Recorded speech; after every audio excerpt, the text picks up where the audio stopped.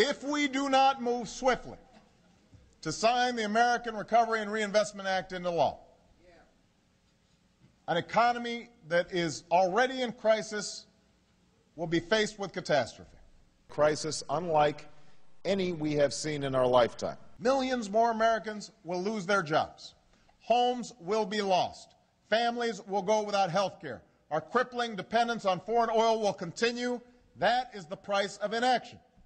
Only government can break the cycle that are crippling our economy. We are not going to get relief by turning back to the very same policies that, for the last 8 years, doubled the national debt and threw our economy into a tailspin. This must be a time when leaders in both parties put the urgent needs of our nation above our own narrow interests. We have to live within our means. We have to reduce our deficit, and we have to get back on a path that will allow us to pay down our debt. There is no doubt that the cost of this plan will be considerable. It will certainly add to the budget deficit in the short term. Our government will still be on track to spend more money than it takes in throughout this decade and beyond. We're not moving quickly because we're trying to jam something down people's throats. We're moving quickly because we're told that if we don't move quickly, that the economy is going to keep on getting worse.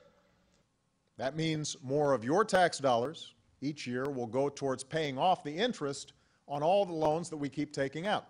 And they say, well, why are we spending $800 billion? We've got this huge deficit. Our government will still be on track to spend more money than it takes in throughout this decade and beyond. This is not something that we're just doing to grow government. Our debt has grown so large that we could do real damage to the economy if we don't begin a process now to get our fiscal house in order. Government at every level will have to tighten its belt. Indeed, to those in my own party, I say that if we truly believe in a progressive vision of our society, we have an obligation to prove that we can afford our commitments. And that's why our goal is not to create a slew of new government programs, but a foundation for long-term economic growth. This vision is less about reducing the deficit than it is about changing the basic social compact in America.